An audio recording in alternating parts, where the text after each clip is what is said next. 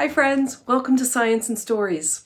Hello to everyone, and how are you today? We've come to our science time to laugh and sing and play. And when you're up, and when you're down, you're down. And when you're only halfway up, you're neither up nor down. So roll your hands super slow, and then roll your hands so fast. Give your hands a clap, clap, clap, and lay them in your lap, lap, lap. I'm so glad you're here with me today. I have my science bag, and I'm curious as to what's inside. Are you curious too? Let's see if we can figure it out together. We'll think like scientists. We'll use all of our senses. Let's use our eyes to see, our ears to hear. We'll use our nose to smell and our mouth to taste. And then we'll use our fingers to touch. And then we'll learn so much. Are you ready? Let's take a look. Oh, it's heavy today. Use your eyes. Can you see how big it is? Doesn't fill my whole bag, but it is something heavy in the bottom of the bag. And you can see what shape it is. Listen close with your ears. Ow, that hurt my knuckles. It's hard.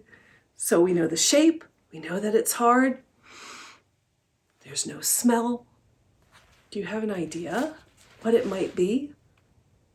Do you have a guess? Let's make a prediction about what I'm going to pull out of the bag. Just say your best guess out loud. All right, should we check and see? Here we go.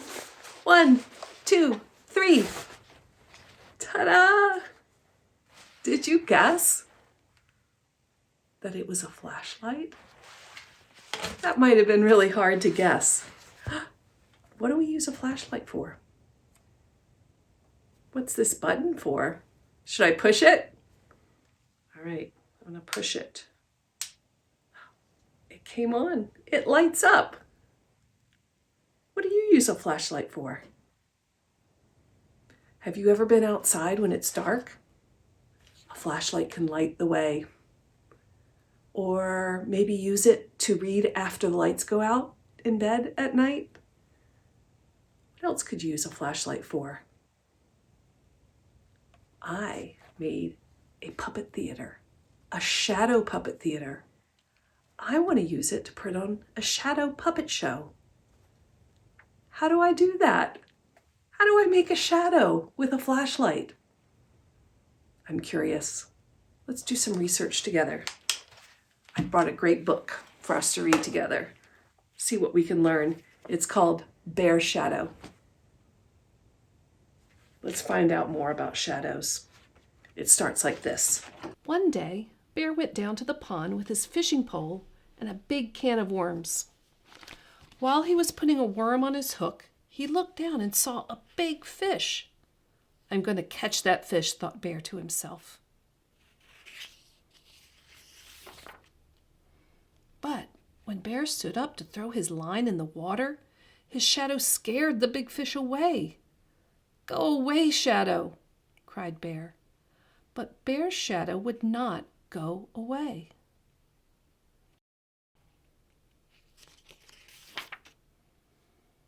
"Okay," said Bear, "if you won't go away on your own, then I'll just have to get rid of you."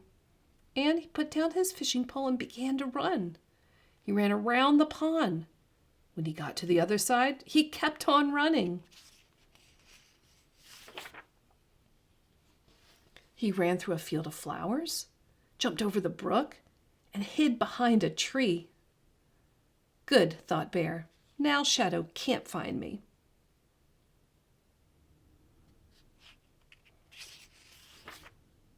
But Bear was wrong.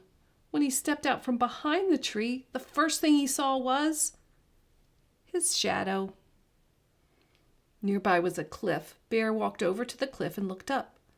"I'll climb so high, Shadow won't be able to follow me," thought Bear. He climbed higher and higher until at last he pulled himself up to the top. Huffing and puffing, he smiled with pride. Then he looked down and saw his shadow.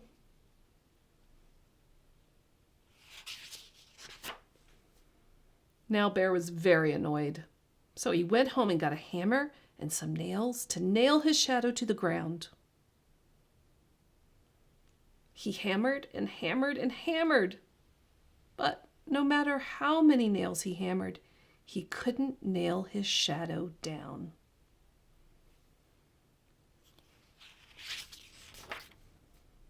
If I can't nail him down, thought Bear, maybe I can bury him. So he got his shovel and dug a hole. When the hole was deep and wide, he let his shadow fall in the hole.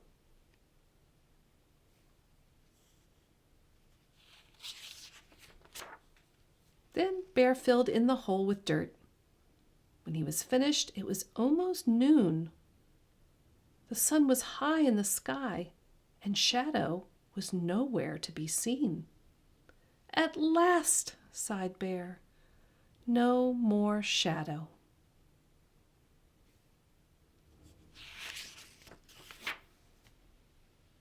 But now Bear was very tired. So he went inside and took a little nap.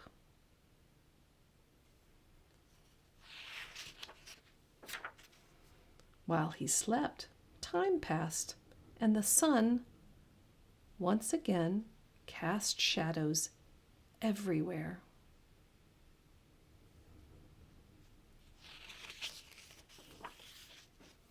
When Bear got up and opened his door, he saw his shadow right on the floor. "Not you again," exclaimed Bear, and he slammed the door, hoping to lock Shadow inside. But Shadow was too quick.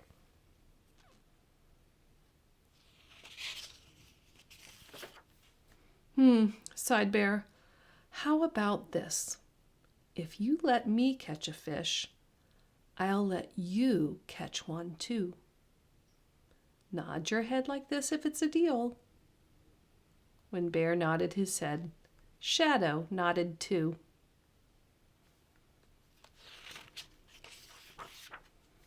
So Bear went back to the pond and once again threw his line in the water.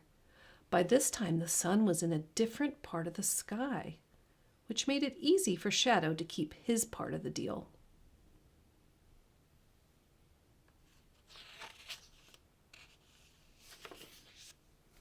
And when Bear caught that big fish, Shadow caught one too. The end. Did you notice that as the sun moved across the sky, that Bear's shadow moved too? That's so interesting. Have you noticed that with your shadow outside on a sunny day? That your shadow moves as the sun moves? Let's investigate that. I have some things that we can use for our investigation. I have a little flashlight. Turn that on. That will be our light. I have a little collar for my flashlight to put it on like this. And that will be our sun. I have a little bear and a pond with 1, 2, 3 fish. At the beginning of the story, Bear tried to go fishing in the pond in the morning when the sun was in this side of the sky. Can you see the bear's shadow? Is it right over top of that fish? Yeah, it scared that fish away. But as the day went on and the sun moved in the sky, at some point it was right over top of the bear. Can you see his shadow now? I think it's right underneath of him. It moved. And then the bear went and took a nap and came back in the afternoon, and the sun had moved again. It was now on this part of the sky. Where is his shadow? It's on the other side of the bear. His shadow's not going to scare that fish away now. Bear's shadow moved throughout the day, depending on where the light came from, where the sunshine was. Have you ever noticed that with your shadow? Give it a try. Go outside on a sunny day and use a piece of chalk to draw around your shadow. And then go back out later in the day, stand in the same place, and use a piece of chalk to draw around your shadow again. It will be in a different place. Give it a try. All right, friends, we learned what makes a shadow. We need a light, either a flashlight or the sun. We need something to block the light. In our story, it was this little bear. So I think I'm ready to make shadows in my shadow puppet theater. I'm going to put the light behind and light up the screen. And now we'll put our bear in front to block the light. Will we get a shadow? Ta-da! Can you tell that that's my little bear making that shadow shape on the screen? Yeah, that works really well. Let's play a game. Let's see if you can guess some other shapes. I'm going to put something to block the light into my theater. I want to know if you can guess what it is. You ready? What's blocking the light? Do you recognize that shape? Did you guess a hammer?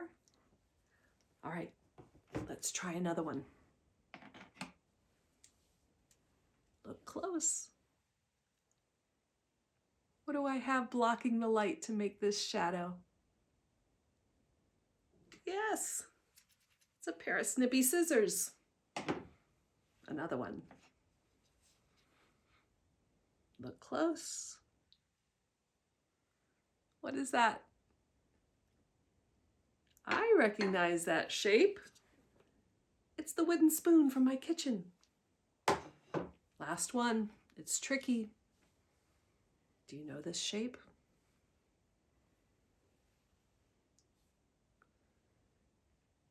Hey, that's my favorite snack. A banana. I'll eat that later. All right, I think we've got it. I know how to make a shadow, and now we're ready for a shadow puppet show. There was a little caterpillar looking for his lunch.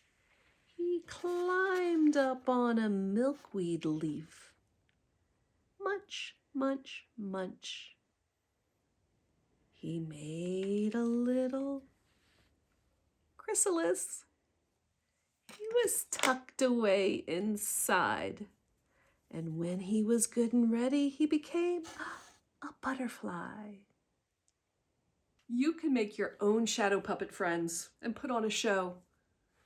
Just take a piece of paper, cut out some shapes, tape them to a popsicle stick. Hop, hop, hop. You could have a bunny or a turtle in your show, or maybe a butterfly. You get to decide. Give it a try. Have fun, friends.